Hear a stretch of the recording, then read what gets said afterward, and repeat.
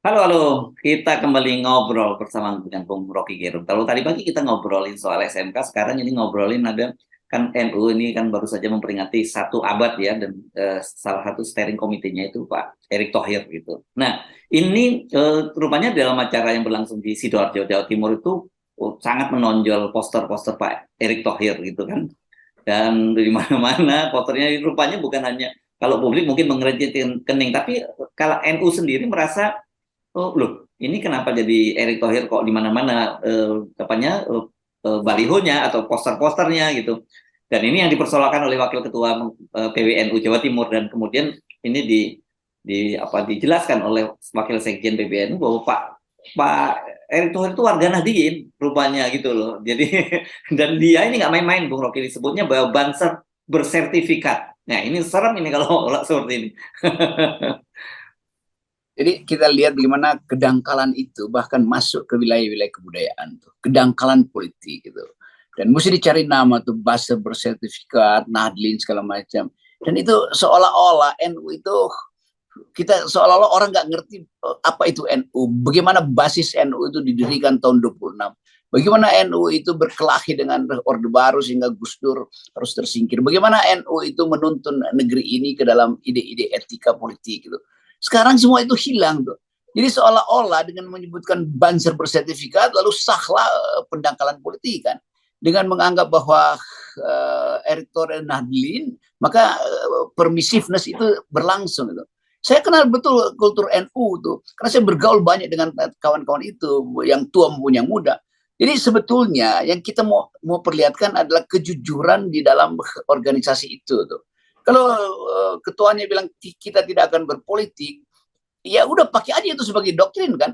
Mengatakan banser bersertifikat itu istilah yang politis. Jadi ada banser yang tidak bersertifikat. Kita tanya siapa yang tidak bersertifikat? Banser ya banser kan.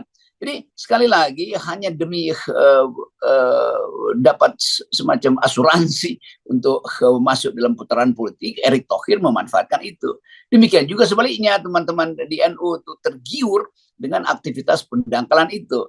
Padahal kita ingin bangsa ini tumbuh melalui NU yang bermutu, Muhammadiyah yang bermutu tuh. Dan itu yang sebetulnya sedang dipertanyakan orang sekarang.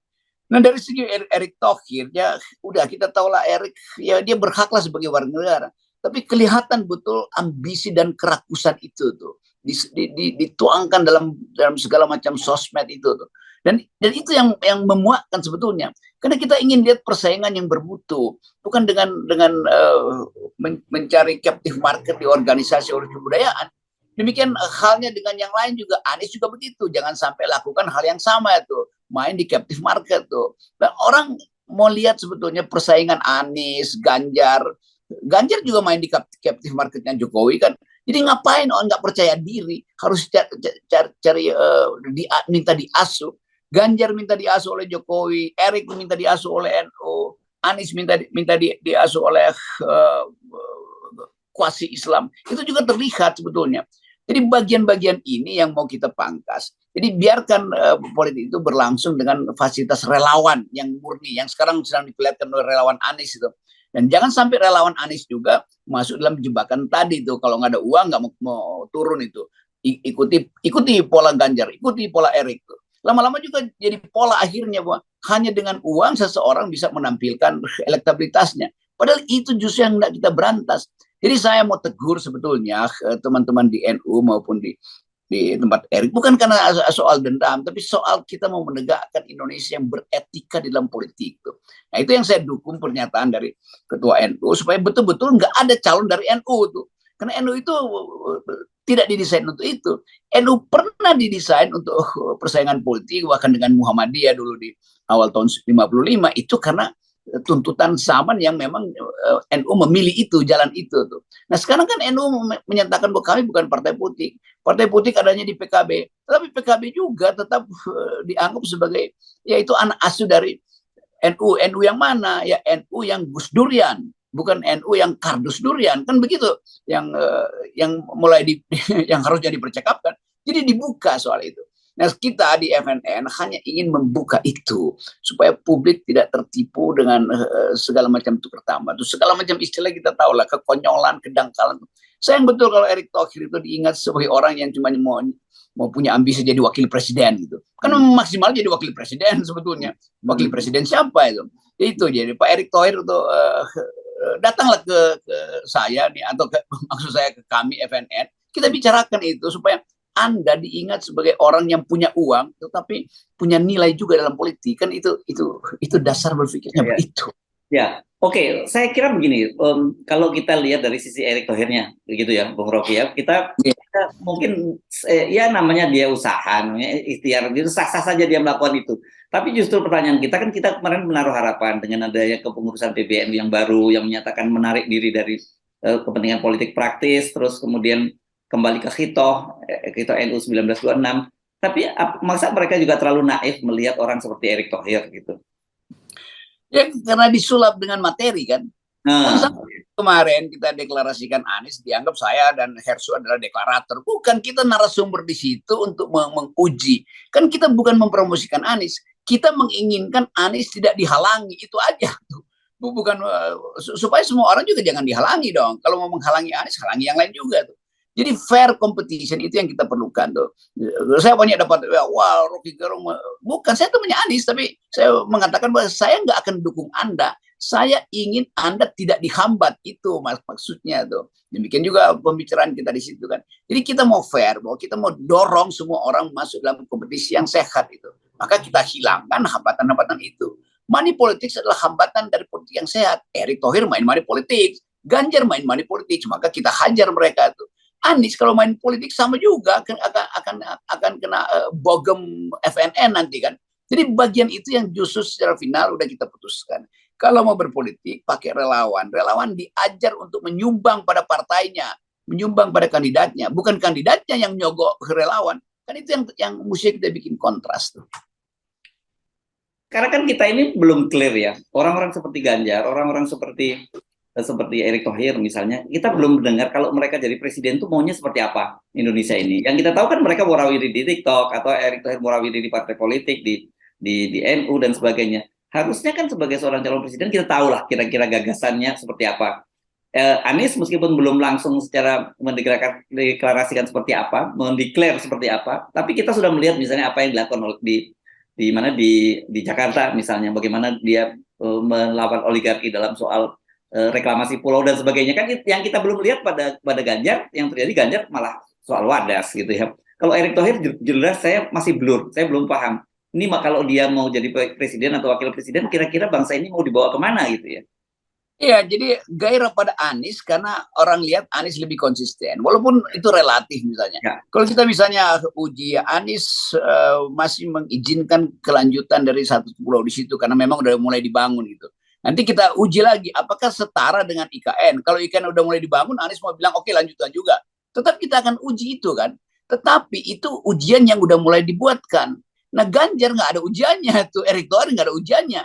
Kan orang diuji di dalam situasi etis yang radikal. Gitu. Mau nggak Ganjar dan Erick diuji dalam situasi yang radikal tuh tentang wadas misalnya.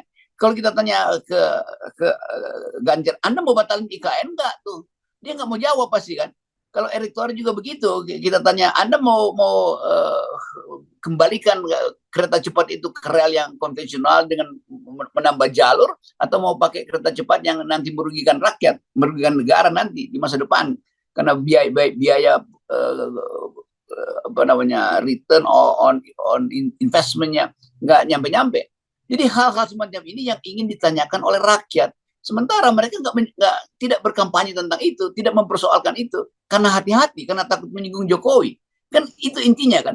Jadi kemunafikan itu yang merupakan watak paling busuk dari manusia itu kemunafikan dan manusia macam itu yang dielulukan. Nah kita mau pangkas itu, bukan kita nyinyir pada Ganjar, nyinyir pada Anies, nyinyir pada Erick Thohir, tapi kita ingin bangsa ini diingat oleh generasi ke depan sebagai bangsa yang bertanding secara etis dan tidak ada kompromi terhadap money politics. Ya, saya kira clear ya sampai di situ ya, Bung Rocky, bahwa kita tidak menghalangi siapapun, tapi tolong datang dengan narasi yang lebih clear. Kalau Anda semua itu menjadi presiden atau jadi wakil presiden, sebenarnya mau dibawa kemana bangsa ini? Apakah Anda kemudian sepakat melanjutkan Pak Jokowi yang seperti sekarang ini, atau Anda menjadi antitesis dari Pak Jokowi? Itu kan itu harus jelaskan gitu ya. Pilihannya clear gitu. Ya itu posisinya yang begitu.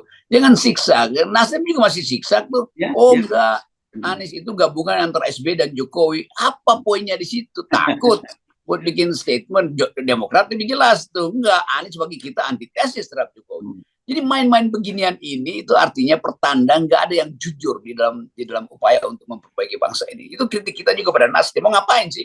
Kalau disebut Anies adalah gabungan watak Jokowi dan watak SBY. Apa watak SBY? Dia sangat hati-hati membuat keputusan. Apa watak Jokowi? Dia dengan cepat mengambil keputusan. Lo bagaimana yang hati-hati dengan cepat? Itu artinya yang gerasa gerusu dan yang prudent dong. Jadi logika itu aja udah ngaco nih pikiran Nasdem itu. Nasdem juga buruk dalam berlogika tuh. Ya. Ya ini yang saya kira kita mesti beresin semuanya gitu ya. Yes dong tuh. Ya. Oke, jadi sekali lagi Pak Erik ya, kalau nggak Pak, kita tidak menghalangi Anda menjadi warga Nahdien atau apa, tapi masih konsisten jadi Nahdien tentu saja mesti memahami soal Hitoh 26, memahami soal Gus Dur. Jangan kemudian Anda cuma aktif menjadi anggota Nahdien menjelang Pilpres habis itu dia lupa lagi gitu. Ya ini poin kita untuk mengingatkan bahwa NU itu adalah lembaga yang udah berurat akar di dalam bidang pendidikan, filosofi tentang tradisinya sangat kuat, dan bahkan sebelum Indonesia merdeka 19 tahun itu udah ada semacam dalil untuk menuntun bangsa ini. Sekarang kita nggak perlu nuntut Erick Thohir khatam kitab kuning misalnya, bukan itu. Tapi pahami tentang etik dari Gus Dur, pahami etik pendiri tokoh-tokoh NU. Jadi semua hal itu ingin kita sampaikan justru untuk membuat percakapan politik pemilu nanti itu bermutu dan beretika. Itu aja sebetulnya. Iya. Dan tolong jelaskan, kalau Anda ingin nanti menjadi presiden atau wakil presiden itu mau dibawa kemana bangsa ini? Itu yang penting. Ya, itu yang orang tunggu tuh. Anda mau kemana di dalam siksa Anda itu nggak terlihat arah Anda tuh. Jadi ngapain milih orang yang siksak dan nggak mau diuji secara utuh posisi moralnya terhadap soal-soal kemiskinan, stunting, infrastruktur, utang segala macam, kan dia di luar negeri pajak. Jadi di luar negeri itu demokrasi artinya diuji tentang apa arah dari sang presiden di 3 atau 4 atau 5 tahun ke depan melalui isu-isu publik tadi itu. Ini nggak ada urusan dengan isu publik, tiba-tiba sertifikat bansos, apa urusannya dengan isu kemiskinan, apa urusannya dengan stunting, dengan hutang luar negeri, dengan persiapan perang di Indo-Pasifik misalnya, kan semua itu kan mestinya jadi agenda dari presiden. Kalau enggak, itu lebih baik pemilihan ketua OSIS yang jelas persaingan perdebatan antara kubu yang pro main basket atau pro main volley, kan itu lebih jelas. Oke, sekali lagi selamat untuk warga Nahdien yang menyambut perayaan 101 abad ya Nahdien, karena mereka ini lahirnya tahun 1926 ya, Bung Rocky. Jadi nanti harusnya 1 abadnya ya pas tahun 2026 nanti dong ya. Ya, menjelang itu banyak persiapan untuk memahami 1 abad itu. Yes, dan 1 abad datang lebih cepat rupanya bersamaan tahun-tahun politik di kita ya. Oke. Baik, terima kasih Bung Rocky. Sampai ketemu lagi, tetap 0% ya. 0%. Yes. Okay.